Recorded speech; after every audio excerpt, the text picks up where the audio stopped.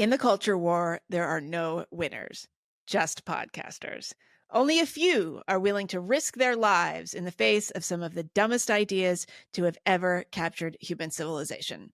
Every week, we, Megan Dom and Sarah Hayter, humbly accept this mission to bring you conversations that are equal parts stunning, brave, and open to feedback. That's what we thought we might say. I'm Except you not disagreed open. with it I'm 'cause not you're open not that to any. open. I'm not open to any feedback, actually. So it goes one Open way. to I'm constructive criticism. No, I'm actually not that open. You're right. We shouldn't have said that. That wasn't true. Yeah. Stunning, brave, and Yeah, disingenuous. it About is what it is. That's what I say. okay. Yeah. I like that our commenters, I really like that they talk amongst themselves. Do But you feel weird when you're like prying into it? well, I can't tell if they want us to jump in or not. I think they do, but I also sometimes just like want to let them have their space. Yeah. Or when they're like arguing about us or something that has to do with us, then I feel very awkward and I don't know what to do. Oh. And I kind of there is no better feeling in the world than somebody attacking you in the comments and then somebody else defending you. Yeah. Oh, fantastic. Yeah. Especially when they get everything right and they get all the little nuances right and they defend you exactly as you would defend yourself. Yeah. Honestly. Yeah. There is nothing better. Yeah. That is a good feeling. Very good feeling. It happens occasionally. It happens a lot. Well, it does happen. I think some people get us for sure, and that's really nice. Yeah. I mean, I guess like what we were saying before. I don't remember anything we say when we finish, and so sometimes people say, "Oh, when Megan said blah blah blah," and I don't remember saying that. I do remember. I just remember the general feeling. I don't remember. So it's also really jarring when they took what I said in a very different way than what I meant, than how I meant it. And then I feel like, oh, when did I say that? Did I say that? Exactly. I know. It's very gaslighty. It can be not that they're doing it on purpose, but I'm very easily convinced that I said something wrong, even when I would never have said that. Okay, good to know. Yeah. I would be, yes, I'm one of those people that would, like, you could force a confession out of. Yeah. Easily. Okay. Again, good to know. But this is why I've been insistent that I don't think you could be the cult leader here. Yeah. You have to be the person forcing confessions out of others. Yeah, I know. Or willing to do that. The YouTube has good comments too, occasionally. I'm afraid to look at them. They're actually not bad. A lot of YouTube is generally garbage, but I don't think ours is garbage. Like occasionally we get spam because it's like obviously open to everybody. But outside of that, I think it's pretty good actually. They sometimes have really good, useful things to say. Okay. Yeah. Well, we did a poll and we talked about it in the episode for everybody a little bit, but we'll get into some of the questions a little more here and some of your comments as well. Here's what I thought was interesting. These people are very educated, like you. Why are you surprised? I guess I'm not that surprised. Maybe I shouldn't be. I didn't think about it at all. I didn't think about it even as they're overeducated. I was writing that out and I was like, who knows what it could be? I'm not that educated, but whatever. Okay. So you have a master's. Yeah, like, you like a fake college, fake one. But yeah, does it count? Yeah, let's try not to let's be go honest. there. But a good bit of you have a master's.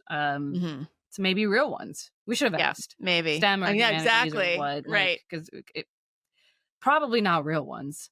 Why are they here? There are some stemmers in there, but yeah, they tended to be more my age and my demographic. So yay me! That's a point for me. What else? There were more women than men, surprisingly.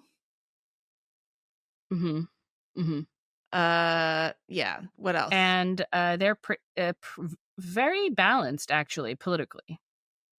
4% of you said you were left. And 30% said center left.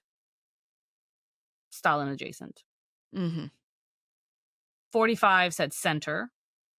19% said center right, and 2% said right. So fewer on the right Then the side far of it. right, So it's slightly unbalanced, but pretty good actually. Like it's the center is the biggest piece, and then the next two pieces are also centers, center left and center right. And then we have a couple of insane people on the far who left. might have hit those by accident. At least one person commented and said that he did. So yeah. Yeah, I like these polls. Maybe we should just become pollsters. We should be like Ayla. Just constantly do polls. I've been a poll girl for a long time. Polls. Yeah, I used to. I haven't done them. You gotta get off the poll, Sarah. Yeah, that's what we should call it. Getting on the poll. On and off the poll. On and off the poll. That could be the segment. All right. Yeah. But I do Twitter polls all the time. I think they're super fun. And they always, if they're weird, they provoke a lot of discussion. I think I had one that was like kind of Ayla level gross. And that one had a lot of interesting comments. But I usually don't. They're usually more political than that, and not just like outright gross and force you to do something, say something gross or think about something gross. Yeah. Yeah. But she's the only other person on Twitter who. Part of the reason I followed her was because it was. I was like, oh, somebody else is utilizing the poll feature. Like, this is such a great feature, and it's so much fun. And why isn't everyone polling all the time? I actually don't understand why people don't poll all the time, because I'm always curious about what people think. Is that her main polling source, though? I thought she conducts independent polls. She has her own all kinds of polls. But she started, like, this was like many, many years ago when I first found her. It was through, I think, a poll. And it was so exciting to find somebody, just anybody else on Twitter who actually used polls the way I did, which was just like to satiate some kind of curiosity, you know? And to make them like difficult on purpose sometimes, you know, if they're like a moral conundrum. Right. Right. Yeah. Well, I know. I did. So we had we were talking a little bit last time about cheating and cheating in marriage, and I think I was saying that, like, and you came out as somebody who's pro adultery. Yeah, naturally, that's what I was saying. I was talking about how, like, if the majority of people I know who've gotten caught cheating in their marriages, it has been a result of the phone, mishandling their phones. So getting a text message from the other person while their phone. But you also said that you thought adultery was more. There was something about adultery that was not as objectionable to you as polyamory. Oh yeah. Oh, I said that. That was the comment. Yes, that was the pro adultery. Oh yes. Well, look, I think that that's right, because we were talking about this explosion of polyamory. We were talking about a review of this new book. There was a New York Times review of this new book, and this come up the second we stopped recording that conversation. A cover story of New York Magazine popped up about polyamory. So we didn't even discuss that. Yeah. And that one was nuts. Yeah, I didn't read that yet, but don't. It's exactly what you think. I said yet. I'm not going to read it. I was kidding mostly, but I do think that there is something. If there's something just a little bit more mysterious and sexy about having an affair than polyamory. It does seem like maybe, and I don't know because I've never been polyamorous and I've never had an affair, so this is entirely hypothetical. But it seems like the polyamory thing may be just a way of like, there's like faux accountability or something. Like, you don't have to feel guilty. So many of them are like, I wanted to do it, my partner didn't want to do it, but then I just talked to him about it, and then he was like, oh, okay. Like, but because what are they clearly somebody's being pressured into it. Right. But one of the comments that I saw, I think it was from Jeffrey Miller, who's Diana Fleischman's husband. Yeah. Partner. I think they're married. They're married. Oh, okay. Husband. And baby daddy, which I don't think you say if they're your husband, father over kids. No. He noted on Twitter, which I reluctantly, agree is true, that it could be that people are pressured into monogamy as well. But if that's, why Well, is being pressured into polyamory necessarily much worse than being pressured into monogamy? Because both of those could be a state that one partner doesn't want to be in, but the other partner is like, well, if you don't, I leave you. okay, well, you can make the argument that all men are pressured into monogamy in marriage. So, Mm. uh, it would be so we don't really Mm. police that as much because it's favoring the more vulnerable class, which is women. I mean, like, why are, gay male relationships, even if they're really committed, often they have arrangements where they can, kind of mess around on Well, the they have a side or different approach to whatever. sex. They can't get pregnant. That's why. Right. You know, Right. that's why we can Yeah, get but pregnant, then so we but have a they're different also approach. not but as a result of that, they're not programmed to be jealous and possessive the way a woman would be. I mean, I'm talking in strictly like evolutionary Or psychological I think terms. of women too, like because I Right, think yes, they're straight not men are cuckolded. Yes. They're not, yeah. Gay they guys don't can't get because cuckolded, yeah, can your they? husband is never going to get pregnant by some other dude, so it's just like psychologically easier to accept. But I don't think straight men would accept their women like sleeping No. around. No. You're right. You're right. But being forced into yeah, but I think that most straight men would take advantage of the opportunity to have extramarital relations if it was more uh socially acceptable. Like they And would and do if, it, but they and if don't they want you to do it. 100%. They don't Yeah, of want course. you, yeah, like Of kind of course. a court, like the way a prince and his queen, but then also concubines on the Yeah. side. Sure. Yeah. And I think actually a lot of women would be more accepting of men doing that, like just going off in the side and having like a side piece if they felt that they were really, really secure in their partnership Oh, with I him think that and goes on a the lot. primacy of and the Mhm. primacy of their relationship. And I think that something about the way that divorce has become like super normalized, like and just leaving relationships and abandoning relationships, even into like deep courtship, you've been together for 5 years or whatever, and then suddenly you don't feel like it. You want to go explore in a van, find yourself or whatever. People leave for reasons that might have, I think, seemed like silly to people in the past, but that makes everybody more uncomfortable in the relationships they're in and probably less willing to tolerate infidelity, period. So I think maybe polyamory could be like a way of us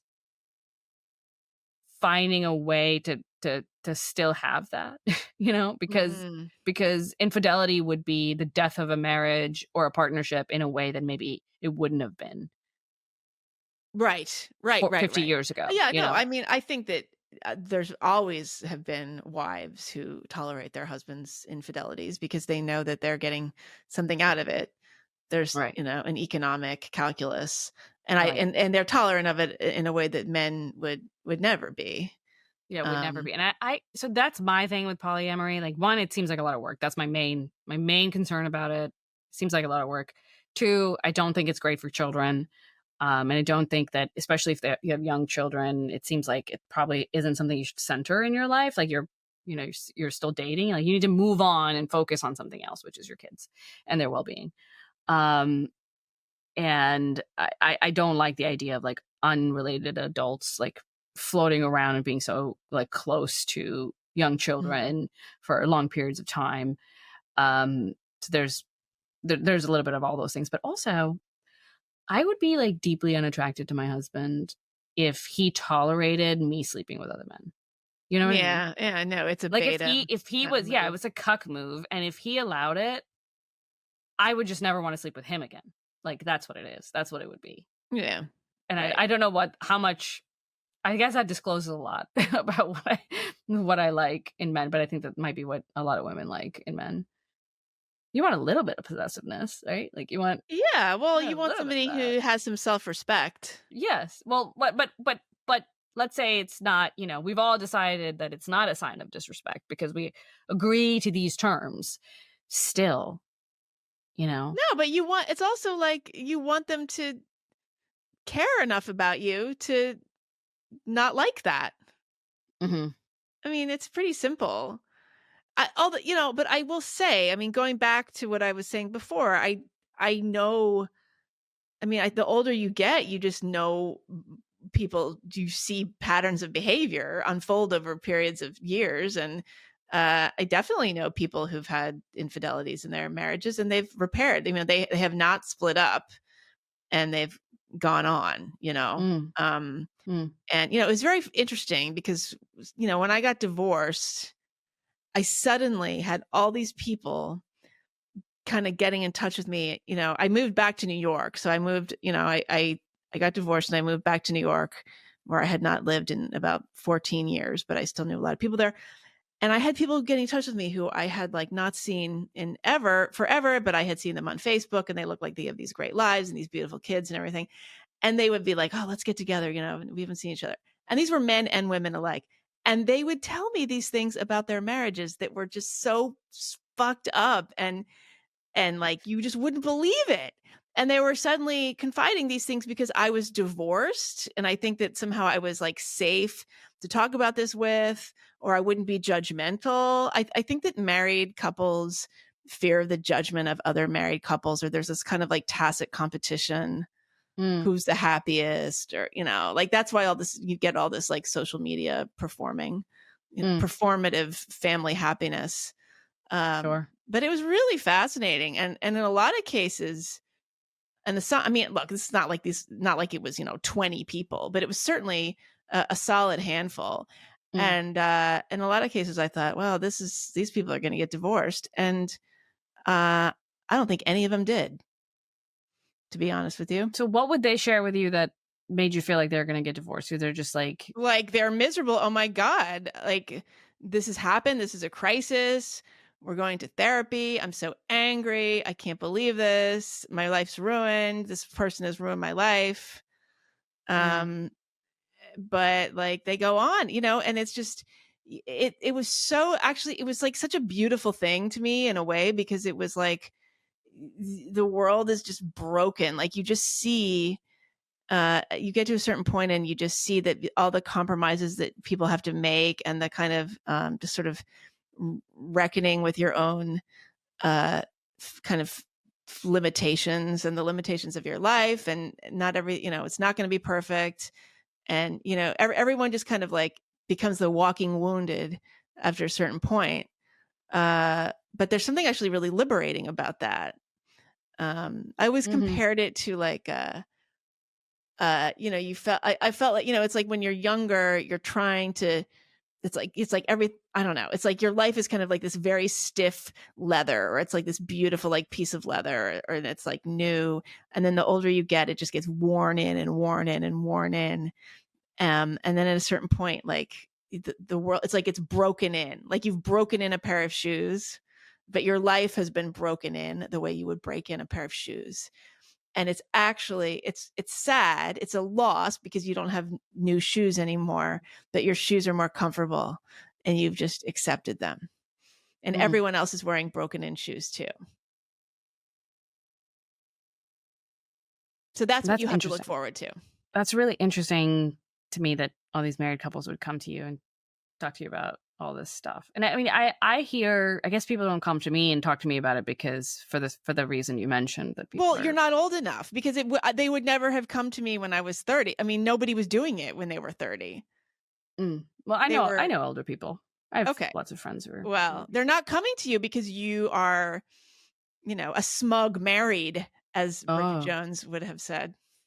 smug married. Did What you is ever? it? Yeah, was that Bridget Jones' Diary thing? That was, she would Maybe, call I don't know. the I didn't smug watch it. marrieds. Yeah. What is a smug married? Is that Well, anybody who's married or is a smug no, married? well, I mean, it was a joke in Yeah, that yeah. novel, but no, because you're young enough that you have you haven't failed yourself. The reason they're not confiding in you is because you haven't failed yourself. So you Oh, are a little bit, they fear you're going to judge them. Once you, I failed myself. well, I no, disagree. but you're not Oh, yeah. divorced. Your marriage hasn't Oh, failed. okay. So So if my marriage it has to get to that fails, point. quote Okay. unquote, then they feel like they can go to me and I'm Mm-hmm. not going to judge them. And that's actually a great place to be in life. Like it's just such a much more human way to walk through the world. Where people I like aren't afraid of, Yeah. they can open up to you. Yeah, and it's just sort of like, okay, well, we're all here, and I'm sure that that's cope and all of Mm, that. mm. But actually, and what I'm describing actually is cope. I mean, the way that the word cope is used now, it's really, and I've said this before, life is nothing but cope, as we would agree, and but it's so interesting that like the way of the way that cope has been pathologized. Like to me, and I know that you agree with this, it gets bastardized on Twitter, cope and copium and all that. But like to me, if coping is a sign of being emotionally regulated, Mm-hmm. so I don't like the way pure cope has been like I weaponized guess into this loser thing. I agree with you broadly that cope isn't that bad. It's not a terrible thing to engage in. And in fact, it's often true.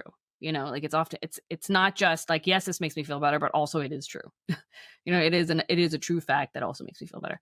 Mm-hmm. Um, well, I guess one of the things that, anytime you tell me about all this stuff, like I get very like, I feel like I'm an alien sometimes because I don't have like the sense that I'm competing with a bunch of other married couples or people in general. Like I don't have that. So I don't feel like this pressure to be a certain kind of married person or even to be married. Like I think if I don't think of divorce as failure, and I wouldn't punish myself for being divorced if that's what it came down to.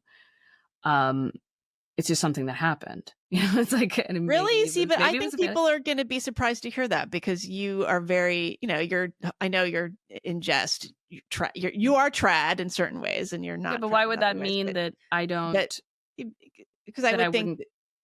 that you would think that people should stay really, really, really try hard to stay married, especially if there's Right, kids involved. but of course, if they can't, they can't. Why would Mhm. you judge somebody for it? It's an odd thing to judge somebody for, um, unless it was like deeply flippant, unless they made Mhm. a very bad choice. But often they don't. Like often it really is there's something about the incompatibility that's not something they can work through, and it is a two people affair. So you really can't, even if there's Mhm. somebody to blame, it's really usually not one person.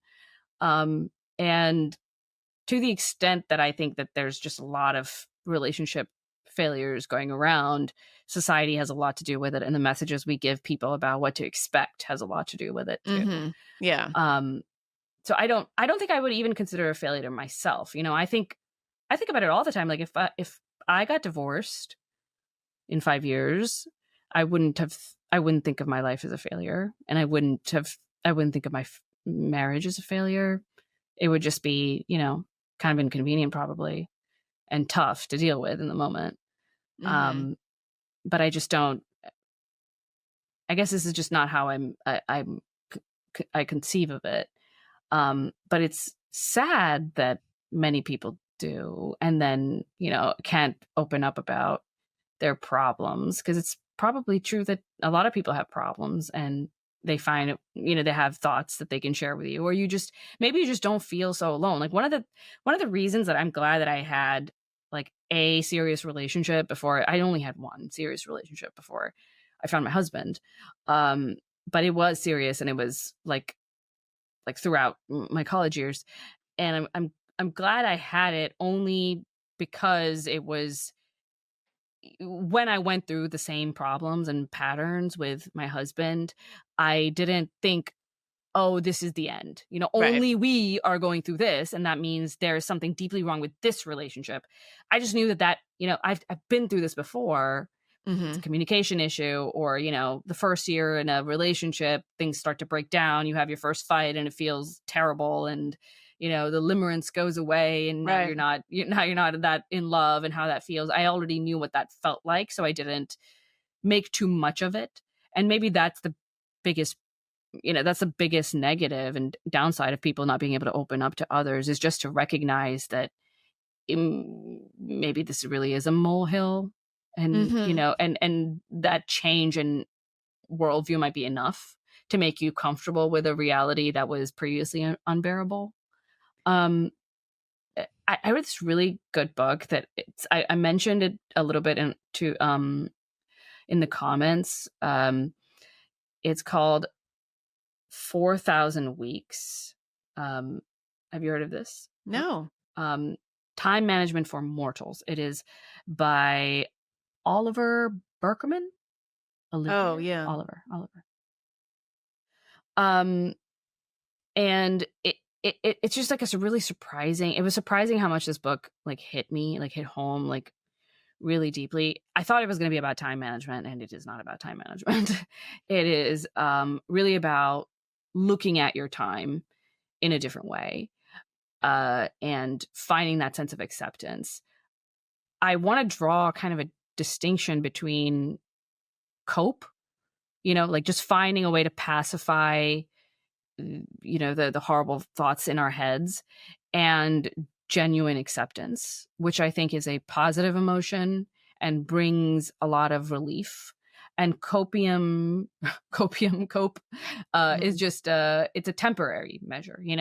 You have the cope for now, and then something else aggravates your insecurity, and then you need to cope again.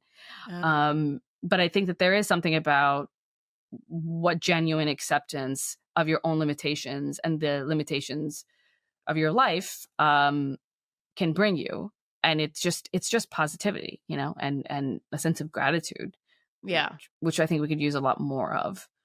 And a big part of like to the interesting way that the book brings this message home is that it just talks about why we're just so obsessed with maximizing our time. But when you think about it in the more broadly, we have 4,000 weeks, which is crazy. Did you know that's the average human lifespan? Yeah, 4,000 weeks. Isn't that devastating? Yeah, it's the worst thing. It is terrible. And you've spent a good bit of it, right? That's the other thing. It's like I only actually have this many weeks left. Yes. But how many when were you think spent about it, podcasting and writing garbagey magazine articles? Yeah. But that is not a bad thing. The fact that that's how you lived your life. There is no point to one regret. I don't want to waste another. I only have a certain amount of weeks left, and I don't want to waste another hour regretting something that I can't change. And I also don't want to fight against something that I can't fight. Mm-hmm. And live in the present as much as possible. And that's a message that this book drives home really well, that all you really have is a present. And so much of this time management, like desire to be like the perfect productive person, is a way to escape from your present. And looking in tomorrow, I will get it all together. I'll have time for my friends. I'll have time for my children. I'll write the book. I'll do that tomorrow. And so I'm just racing forward, and trying to be as productive as possible so I can get to that tomorrow. And that's a really, really horrible way to look at life. I mean, and we do that when we're comparing ourselves to others too. We're just not in our present. We're in this, we're living in somebody else's life, but it doesn't make sense. It's deeply tragic, actually. Yeah. One of the best pieces of advice I ever heard, it was Ira Glass, actually, from This American Life. I remember this was like, I used to know him a little bit, like maybe over 20 years ago. And he said, this is a creative piece of advice. He says, if you have an idea, do it now. If there's a project you want to do, just start it now. Don't say, oh yeah, I definitely I'm going to put that on my list. Like, I'd love to, do a podcast about this or that, or I would love to do that. I think that might be interesting someday. Start it now. Everything takes longer than you think it's going to take. Mm-hmm. And your life is limited. Why are you saving all the good stuff? I mean, it's hard though too. I mean, I think that's a good piece of advice, but then the problem is there's just the sort of economic reality is that you end up having to do a lot of just dumb little stuff to get it off my plate or meet a deadline or something, and then the big important things are always backburnered. I think that's pretty common. Uh, I mean, but that happens to all of us all the time, right? Yeah. And it's not as if we think about our life that way, that if we never achieve something deeply meaningful to us, or or standard that society has set for us, that our lives are meaningless. Like, what would you say to somebody who's a cashier, and the best that they do in their life is that they graduate up to store manager, but that is how they're spending most of their time, and then they have maybe a wife and kids, but it's or a husband and kids, but it's not, it is taxing, it's parenthood, it's not easy. um I wonder if thinking about our lives that way, as like only meaningful if and then there's a big if, and that if is if we achieve this kind of prominence in our career, if we write this excellent book, if we visit all these countries. And I wonder if Mhm. that is in itself like a deeply like pathological way of viewing our own the Yeah. lives that we are actually living, which Right. are good in themselves. They are good, and the only thing, it's an attitude shift that will can allow. My parents don't suffer from this, Mhm. like my parents they're not Westerners. They don't suffer from you know accomplishing this big thing, and we got to do it. We got like you got to But they achieve. want You you got to to be achieve. somebody. Not really. I mean, they want me to have a good life, but it's not as if they're living through me so deeply.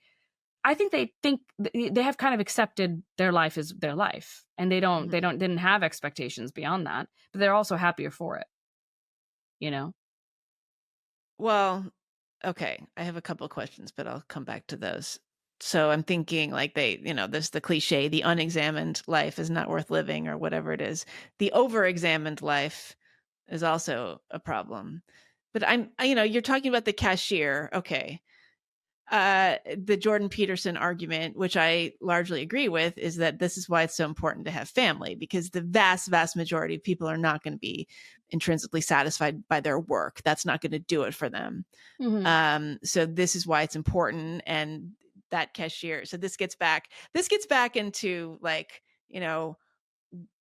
I think that like a lot of our audience thinks about this stuff too. And I know you and I both do. Like, does it make more sense to get married young and be able to start having kids young, and then you can enjoy your grandchildren? So that cashier, if she had a satisfying family life, including grandchildren and extended family, that could give her life significant quality. Mhm. And so I tend to think that that is true of most people, not everybody, obviously, including myself, but um, I think the But family most people piece don't would be fully key. reconcile with that, like they don't Right. fully accept that here are the things that are actually gonna bring my life meaning, and I am constantly putting them off, and putting off marriage until my, career is super Well, settled the and doing elites, amazing, and I can yes. afford this kind of wedding, or till I find this perfect person, like that this person in front of me isn't good enough. I need somebody else. I need somebody more perfect. And I mean, the book points out that you like this idea of settling for a spouse is ridiculous, because you're always settling. Either you're going to settle with the spouse, um, and you don't even know to what degree you've settled. This is always a Right. question whether or not you have settled at all. But you're either going to settle in the sense that you have stopped searching now, you have stopped looking, or you're settling in some other way, in that every year you do not have a spouse, you are growing a little bit older, and you Yeah, lose you're that time settling with your for family. being alone. Yeah, Absolutely. you Yeah. lose that time with your family, your children, or whatever. So if we start thinking and really embracing the finitude of our life, like it will end, and it is leaving us. I think it helps us make wiser decisions about what we choose to do, and be less afraid even of making a choice, because I think that is a big part of modern kind of elite-ish Oh, perspective yeah. on life, that I don't want to choose, because then I can't make this better, Right. more optimal I think it's choice. great to have choices foisted upon you often. Well, then it's not a choice, I guess, but it's, It's not a choice, but I mean that's the way it used to be, and that's why it was yeah. so much easier for because they just had to do it. No one, there was nothing. Right. Now I we mean, have. was it yeah. Well, okay, but I'm thinking about the cashier. Okay, I'm thinking about the cashier with the boring cashier job. Like, she's not involved in like hypergamy necessarily. Or maybe she's involved in hypergamy. What would be this? Assorted mating or whatever we're calling it. She is probably going to like have kids with somebody, enjoy those kids, hope that she gets some grandchildren and enjoy her life. I don't mean to like idealize the working class or anything like that, but like she's not going to be sitting there saying like, oh, I got to achieve in my career, I got to get promoted to I assistant do think there's manager. something about the fact that they don't have a lot of like amazing future opportunities that forces them to live in the present in a way that we don't and should, like Mm-hmm. because that is all we have. And that's a book that's a point that the book drives home really well, this is all we have. And if we're not able to enjoy this very moment, then we are only losing, even if that means like we're planning for the future or regretting the past, but we're living in another timeline. That's not the one that we're actually living. Okay. But how do you square that with the virtues of delayed gratification? Yeah, I mean, I think he struggled with that as well, because it is the case that obviously some amount of planning is important and useful. I think it's just it's the future is not inevitable. It's not guaranteed to you. Um, it's a hope that you're working towards, and that the present should not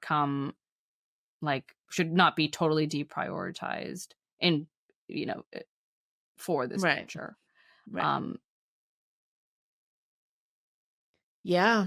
I read that this book it's When Breath Becomes Air. It's a book by Paul Kalanithi, an Yeah. Indian doctor, um, or Indian Yeah. American, and he was almost finished with. I mean, that this is how the story like unfolds: is that he's 36 years old and he is completing his training as a neurosurgeon, and he's this incredible life ahead of him, and he's this deeply talented person, and he gets diagnosed with stage 4 lung cancer, and so he, just like that, this future that he had been working towards forever vanishes, and he has to face the limited time he has in front of him, and the fact that his future will not be like all these dreams, all these visions are gone, and now he only has this time, which is incredibly precious, because of how limited it is. It's a really beautiful book. And I don't think he ever finished. I don't think he finished it. I Now think other his people wife, put it who's together for a him. Yeah. doctor, Lucy Kalanithi, finished it for him. There's an incredible story with her. So around the same time that book came out, there's a book by a guy whose wife had died. So this guy, John Duberstein, his wife is Nina Riggs, and he wrote The Bright Hour. So she was dying of breast cancer. So that book came out around the same time as When Breath Becomes Air. And then Lucy Kalanithi and John Duberstein began dating. Oh, interesting. Yes. I think that they broke up. I'm actually looking this up right now. But that was, you couldn't even make that up. There was the quote that you mentioned, he has it in his book. If the unexamined life was not worth living, was the unlived life worth examining? I thought that was like an interesting way to spin the little phrase around. But beautiful book, and a beautiful reminder of the value of the present. And I think that when breath becomes air, what he's referring to, that state of calm, right? Like it's like a Buddhist sort of meditation thing. Right. Like just purely being in the present. I mean, I'm not profound enough of a, or a talented enough of a speaker to make it sound like anything but a cliche, but Paul does a really good job, I think. Did you read it? Did you read the book? I didn't read that one. I've read some of these. Yeah. I can't meditate at all. Can you? I meditate. Oh, really? Mhm. Well, I can't. I don't know. Who knows if you're doing it right? It's one of those things. Like, am I doing it right? I guess I'm doing it right if you're doing it right. It took a long time to click, and I do think it makes things easier and better for me. Really? It's hard though, because success feels odd. You know, Like, do you do it at a certain time every day? Like, do you have a practice? in the Really? morning. Yeah. Oh, Yeah. for how long? Not long. 10, 20 minutes. Not long. Like, you just sit there? Yep. Wow. Well, And do you think I have the guide. I have some guided meditation, like lessons and apps and that kind of thing. Not Sam Harris's, although maybe I should take a look at his again. There was somebody else's, some other that I started my meditation practice with. Really enjoy it, yeah. But it's the whole point of the meditation is just to be present and to teach yourself to be in the present. And it is such an unintuitive thing. It is so difficult to do, and it feels pointless. Like that's the thing that I struggled with was this is so pointless. This is so pointless. And I have so many things I want to think about and so many things I want to plan. And here's this guy telling me to stop doing that. Yeah, I really want to go on a ayahuasca retreat. This is what Oh, really? yeah, I've been looking into it. They're like super seedy, some of them. Well, you Because can. it's illegal. Would you do one? Like, would you go to South America to do one, or would you do one here, like in somebody's Here, house? they're seedy. That's the thing. Like here, they're seedy. You gotta get into the right like social circles. I don't have time for that shit. You know, like I'm not gonna worm my way into like a Really? I community could of hook you people. up. I know a lot of Could people you? who. Yeah, I Okay. haven't done it myself. I mean, Okay. I'm very. Let's do Maybe it. we should do it in You want live to do it stream together? for the podcast. Okay, we'll be throwing up. That's what you do for like Yeah, you for shit and you throw up. most Just of in it. the Yeah. beginning. So then we'll paywall it. Okay. So what we will Okay. do is we will do it as a podcast, and then as soon as we're done with the throwing up part and it gets good, we will put the paywall, and then you have to pay to hear the rest. Okay. Sounds good. That's good. I would genuinely, in all seriousness, I want to do it, and I've been looking into it. But the ones in South America are like 7 days long. Like some are 3. I know, and I would be afraid good I ones would are just get supposed to some be. like kind of like bug Disease like and die. disease or infection from some totally unrelated way. I don't know. Like that's a problem of going to like Peru. You know, like I don't want to go.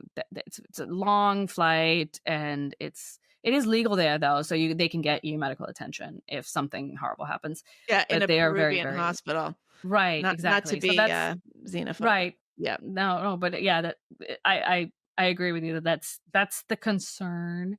You can join a church in America, and like it's so interesting. But there are like churches that are who have because there's like that loophole in America that you can if something is a part of your practice, like some Native American belief system, then you can do it. And so there are churches that you can sign up for, and you're part of their church now. And one of their practices and traditions is makes ayahuasca. me nervous. Yeah, but that makes me nervous too, right? Like, so I just don't know. I just it's all a little bit. I don't want to do it in a country where it's illegal because it makes me worried about like if I need medical attention, they won't take me there. Oh well, they're probably used to it. I mean, but okay, so you're not afraid of your own mind because I'm very interested in it as well, but I feel like there are so many corners of my mind that I don't want to go into because it's like upsetting or shame or guilt or something like that. And I would just rather leave it alone.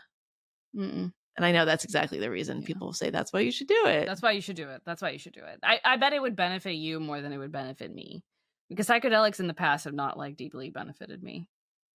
I've enjoyed them and I've tried them, but it's like I've just been like, oh, okay, this is cool, I guess. Mm-hmm. Yeah, I haven't done psychedelics in a very long Because I time. don't think there is an emotion I'm afraid of confronting, or a feeling I'm afraid of confronting. I'm wanting the ability to value my present and the people that I have in my life deeper. Mhm. I want to be able to see them better. And I noticed that a lot of people come back from these kinds of retreats, and they say that their, marriage has improved. They, started speaking differently to their parents and formed a closer bond with them, that kind of thing. Like, that's what I want to do. And I talked to a woman who is kind of autistic, and she said that she went to an ayahuasca retreat, and now she is much better at communicating with normal people.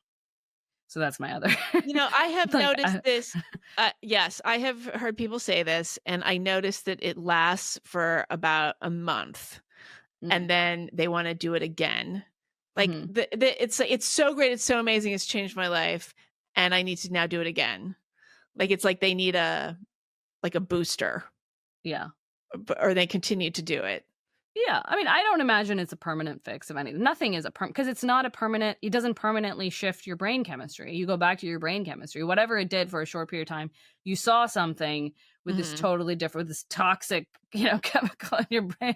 You form new connections, but they can easily be, you can easily go back to your old ways of thinking. But that doesn't make that time where you felt better not valuable. Like Mhm. if I had an ayahuasca retreat and I threw up for 3 days straight, but then I had a much stronger bond and relationship with my family and friends for 6 months, well, that's pretty good, Yeah. I don't mind that. I don't think you throw up for 3 days. You throw You don't you throw up throw up for for 3 like days, an but you throw up hour, a I lot. think. You do throw up a lot. I think you throw up a lot. You feel so You have, like, light purge and buckets. cleansed after. Oh my gosh. I'm gonna throw up a lot. I know that I am. You lose Anyway, weight? I don't know if you lose weight. Do I you mean, you lose have weight? to Some of lose the you nicer would have to retreats, they lose have a little great bit. catering and stuff. I know, but you do all that, amazing you have this amazing experience, and then afterwards, you've lost a few pounds because of all that barfing. That's Perfect. fantastic. They Okay, should I'm have it going at to do it. Canyon Ranch. It's like a cleanse, ayahuasca, it's colonic, all in one. Okay. We're gonna do it together, aren't we? Like, you've committed. Oh my god. That's what you've. That's a Or new level, that's a new subscription level. okay. You All could right. get the ayahuasca level. Were we gonna talk about something else? I don't Or know. What else did we have? We had, that did Washington Post article that was ridiculous. the New York Times article, you mean? Oh, no, yeah, The New York Times DEI? article. Yes. Yeah, whatever. DEI, blah, blah, blah. Stupid article. So yeah, it's exactly like every like it's exactly what people will think they're about to get, but nevertheless, we were both annoyed by it separately. So I think that means that it's annoying enough that it's worth talking about. Yeah. Yes.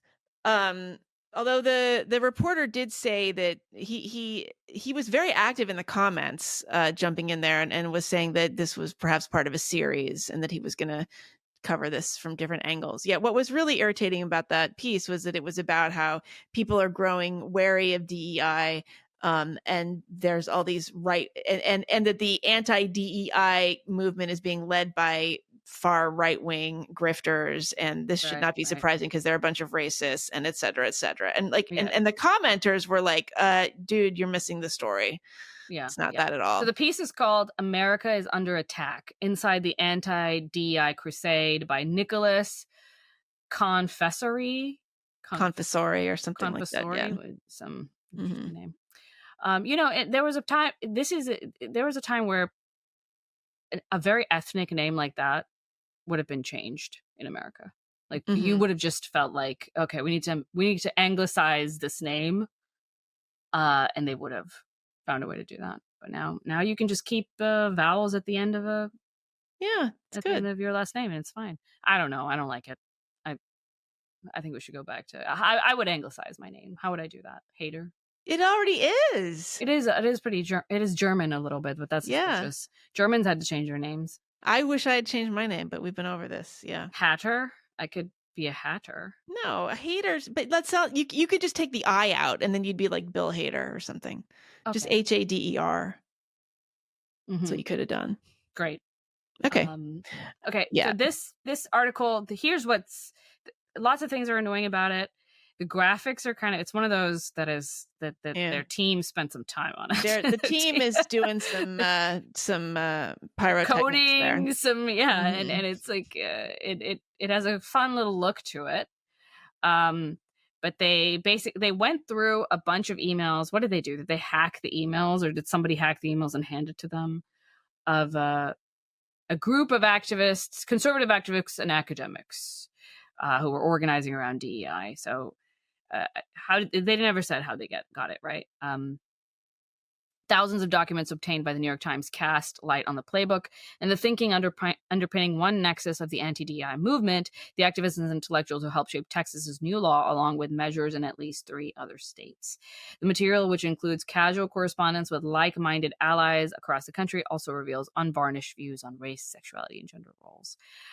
So they got a bunch of emails from people. It was a lot of them were affiliated with the Claremont Institute, but some were just activists outside of it, and it's an email chain basically. And lots of documents, the documents of grant proposals, budgets, draft reports, correspondence, and it is framed as if it's this like groundbreaking investigation into a secret Yeah. wing The of Times has learned. we've got thousands of documents, somebody's emails. Like, what are you but it really is a nothing burger as far as I'm concerned. What irritated me is that they're framing it as if it's something. Mhm. So this piece had a lot of different documents, and then they managed to pull out some specific comments from Heather McDonald, who is, Megan, Yeah, Manhattan Institute, right? yeah, and she does a lot of reporting on crime statistics, and she's very outspoken. I don't think she's a racist at all. She's just a very blunt chronicler of crime statistics. She definitely says things in a way that She's on the goes spectrum for sure. beyond blunt, Yeah, I think. Having said that, that doesn't mean she doesn't have interesting insights and is not worth listening yeah, to. no. I think I've read pieces from her and have enjoyed them. Yeah, And I actually wouldn't think mind hearing she from, can be interesting. And for the record, I yeah. don't know that she's on the spectrum. Just that was just metaphorical. I mean, No, but we're all she the says things in spectrum. a We're way. all She on it. said, I think there were a couple of comments about the framing of it, the way that she phrased it, that really struck me the wrong way. Like she said, the usual. This was in response to them wondering why the comedian Bill Burr hadn't been canceled for his comments about the WNBA.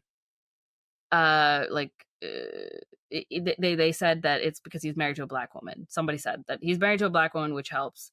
McDonald replied, hilarious, the usual pet black phenomenon. We are so grateful if there is a black who does not overtly hate us. Oh, That phrasing rubbed me the wrong way. I feel like maybe, okay, here's my charitable interpretation. I think maybe she was like making fun of that logic. So she was saying that they think of it as a pet black, and she was kind of mimicking their reductive logic. But yeah, it doesn't land in that context for sure. Right. Well, that's the other problem with doing something like this in general. Like, it is so easy to take a conversation and snip out pieces of it, and you can make a person sound like a demon, because it's often the case that we all say things that out of context they would sound really, really bad, and that's In definitely true of context, they me. sound bad on this show. In context, they sound bad. Out of context, they sound really, really bad. And it's clear to me that they're picking and choosing some of the most, offensive comments that they've found and highlighting them, magnify. I mean, if that's the worst they can make find, the rest of it tiny and make this right meme comment 20-point, 40-point font, and you can all see how racist these people are. And it's so, it's such it's so deeply misleading, and I'm disgusted by it. I'm disgusted that this is something considered to be reporting on any level. That people who otherwise I like, and otherwise I might respect, even if I disagree with their political opinions, the fact that they would let something like this slide makes me think less of them. I have a hard time not reading something like this and thinking, like, fuck the New York Times and fuck everybody who works for the New York Times. Even though they have so much good work, right? They have so much good work. Yeah. The fact that they Poisons let the something well. like this slide, it is bad in every sense. Like, they're implicating things that they have no right to they're drawing lines they have no right to draw.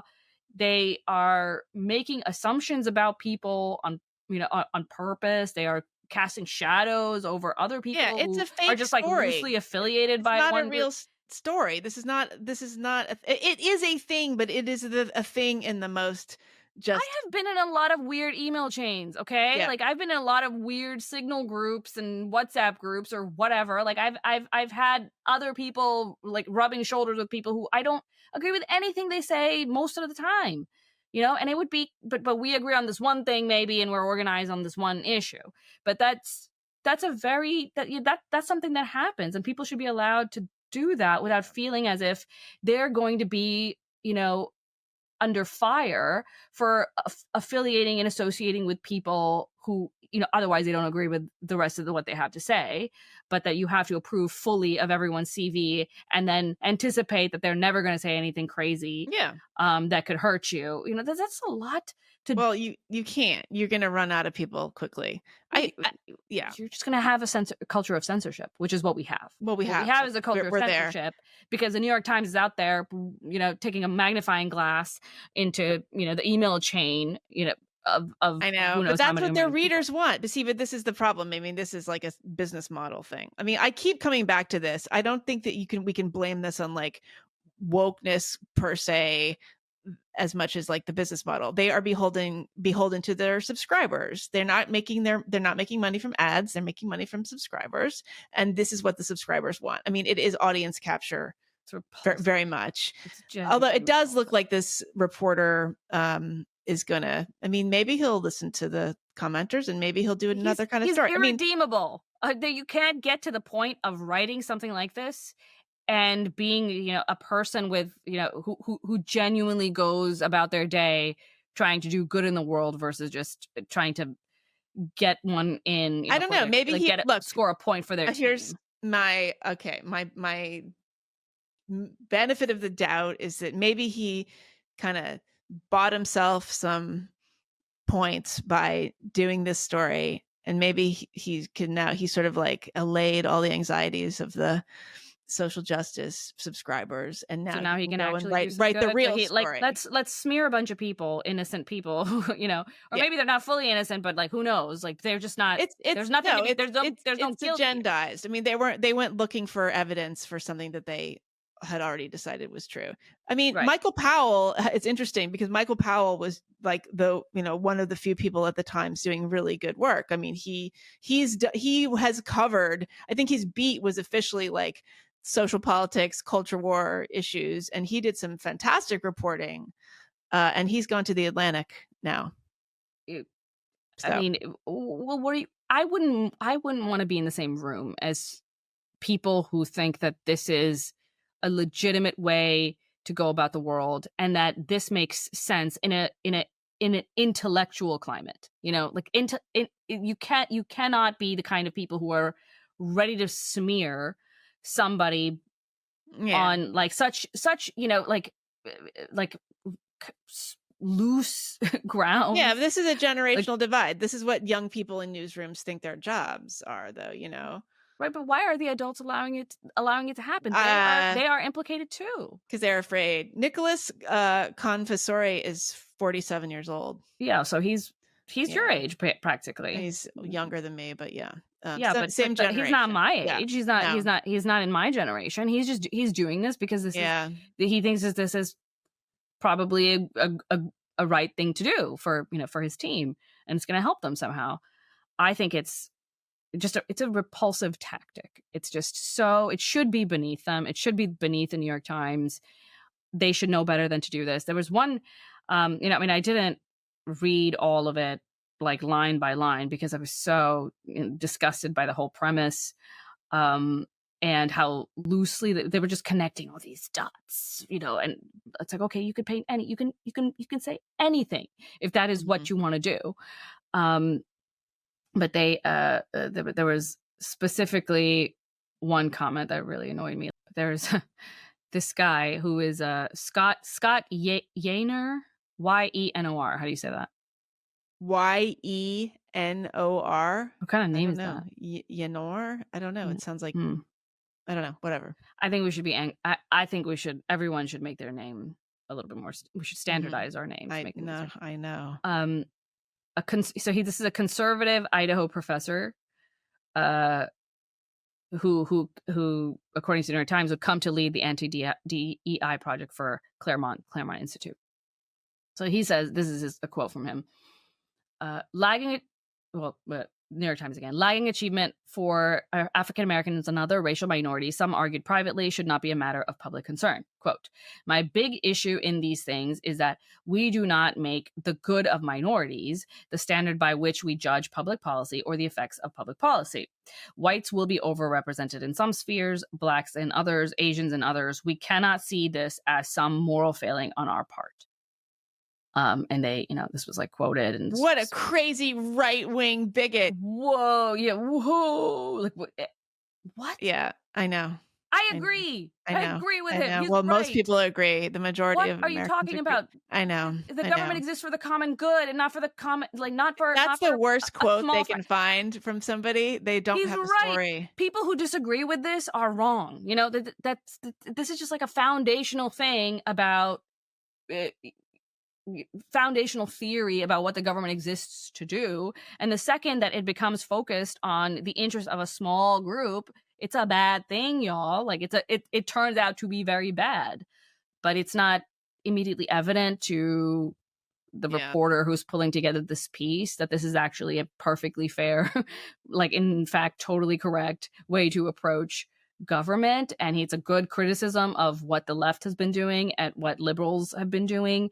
And it should be brought up, but no, this is evidence of his racism. Actually, he's a bad guy. I don't know what this reporter is thinking. I mean, it strikes me as the kind of thing where the person, he just hasn't been paying attention. But I can't imagine he's not paying attention. A totally normal, a valid political opinion. Put it right next to Heather McDonald's quotes about pet blacks. Yeah. That also taken out of context, whatever, and whatever, who knows, but, and then say, look at all this. Look at these people. I know. I don't know what they're thinking. I would really like to know. It's a malicious thing to do. It's malicious. It should be beneath them. And they are not going to stop. And it's really hard for me to then, because there was also like an interesting,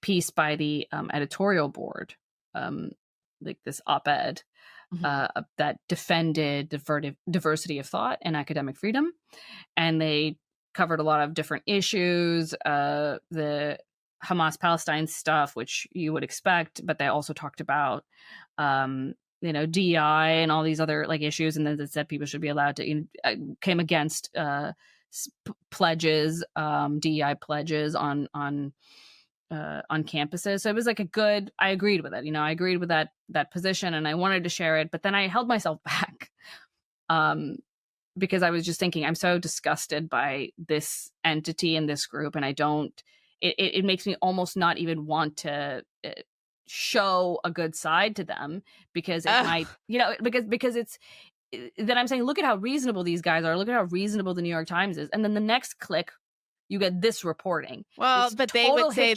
but they would say they would not see it as a hit job. I think they would it's a hit job. And I agree. But they would say, okay, well, look, this is what objective journalism is. Our editorial board says one thing, and yet our reporters have the autonomy to report this story. That's what they will say. That's what I'm saying, is that it's not even reporting.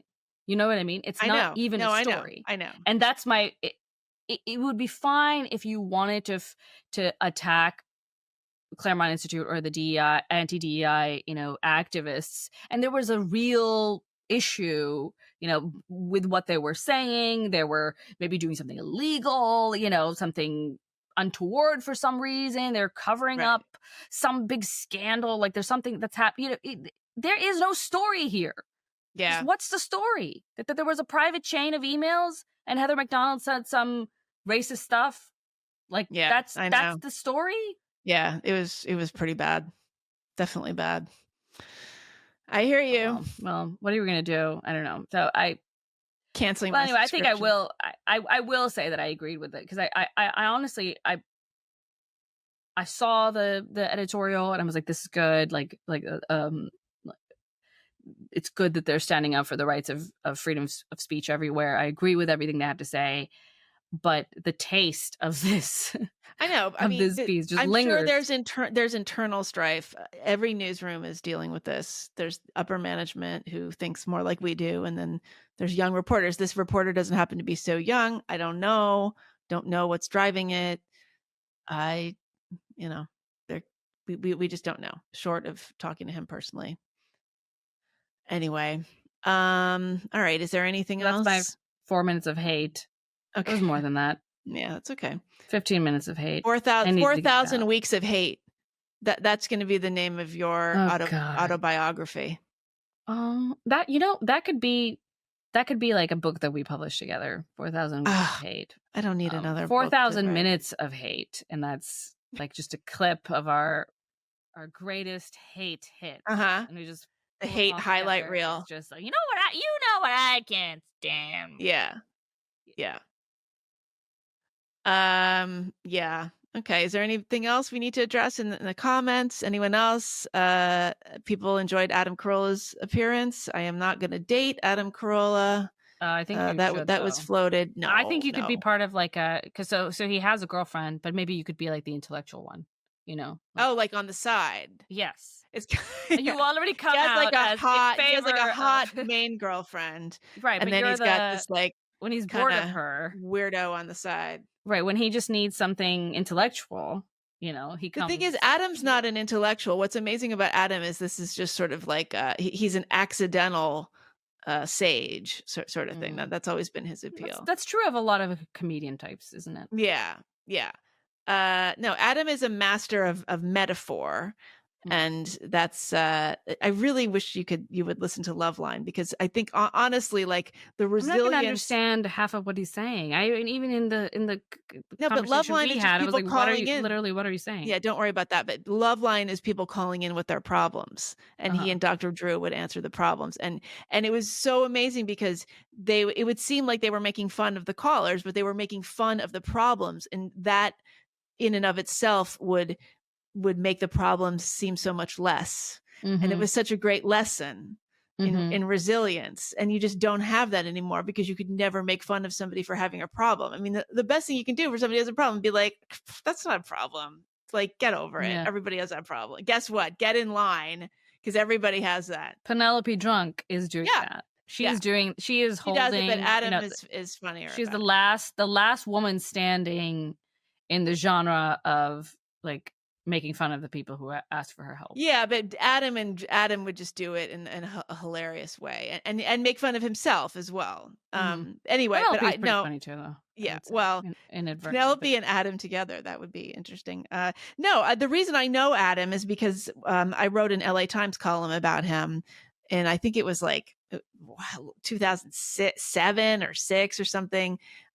When he was on morning radio, K-Rock here in LA, and Danny Bonaducci from the Partridge Family came on to be his co-host. I can't remember. He had another co-host and they were great together, and Danny Bonaducci was brought in, and I was, as an Adam aficionado, I was like a fan. I was like a crazed fan who had a lot of opinions about this.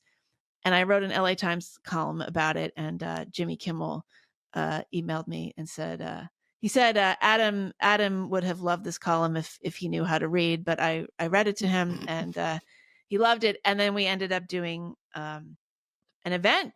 Nice. I interviewed him on stage, and he was married to Lynette at the time, and she was like so excited that he was doing a proper cultural event at the Skirball Center. But anyway, so that's I always I was an intellectual fan of Adams. I would not date You won't him. date him? What Not if on he the asked you out?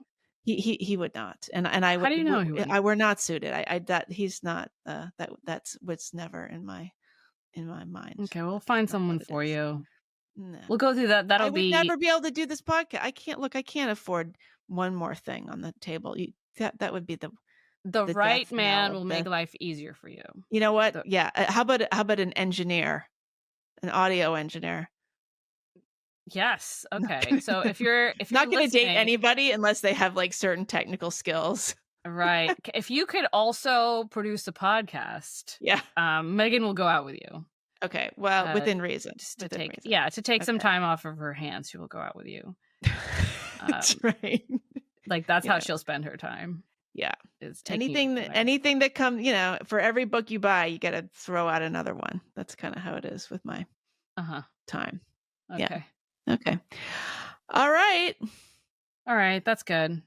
We're good. Okay. See All right. you next time. Thanks, everyone. Bye.